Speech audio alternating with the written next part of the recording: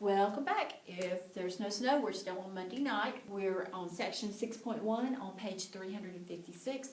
Let me just tell you that my expectation is that you still bring your book home every night.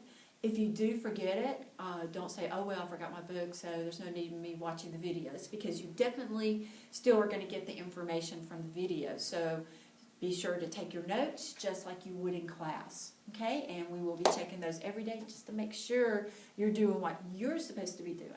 Okay, we're on section 6.1, and that is solving inequalities using addition and subtraction. So basically, our essential question is, how can I solve an inequality using addition and subtraction, and how is it different from a regular equation?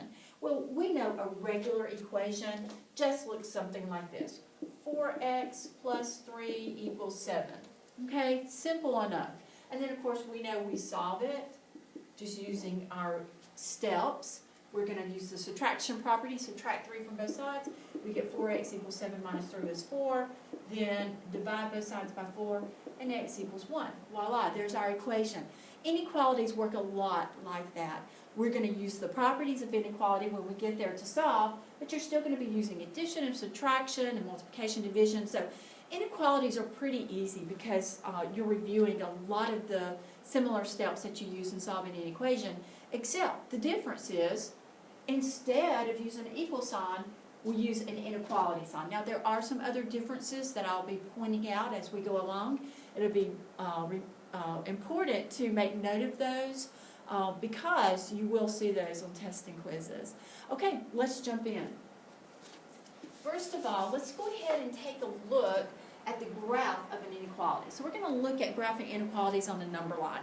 Now, we know with inequalities we have less than or greater than, and then less than or equal to or greater than or equal to.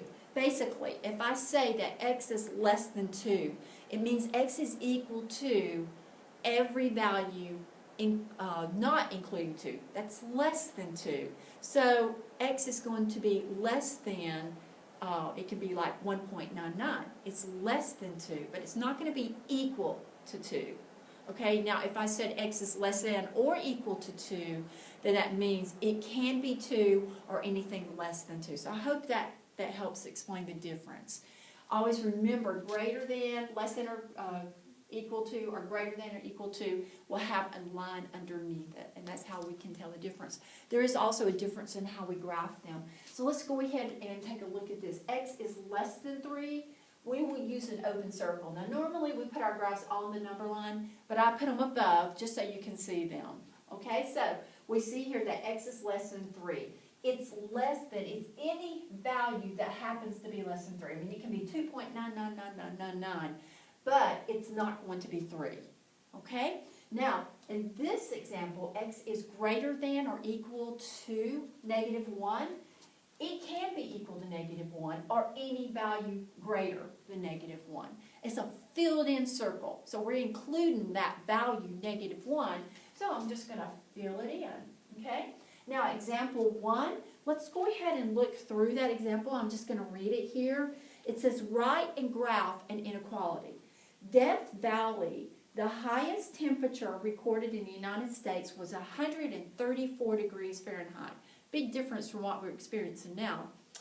At Death Valley, California in 1913. Use only this fact to write and graph an inequality that describes the temperature in the United States. Okay, so we know from what we were just given in example 1, the information, that the highest temperature we've ever experienced in the United States was 134 degrees.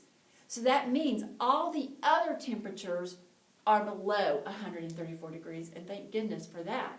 So, therefore, when I make a graph, I'm going to put a solid dot on 134 because we know we experienced that temperature in the United States. So I'm going to put a solid dot, and I'm going to highlight everything less than 134 degrees. So an inequality that would represent the temperature in the United States would be the temperature is less than or equal to 134 degrees Fahrenheit. That's how we'd actually show that. Now notice when I graphed it, I didn't start off with 1 or -1, -2. I just took a chunk of the graph representing 129 to 136. So you can make it simple. As long as you have your arrows on the end here, that indicates infinity. So that's going to tell us we're going on down, you know, to the negative values as well. So I don't have to include them on the graph. So you can make things simple on yourself by setting your graphs to represent the data that you want to represent. And no one wants to look at a graph that goes on and on and on and on. It's really meaningless. What they're looking at here is the highest temperature we've experienced in the United States. Okay, so I hope that helps. So example 1 from 6.1.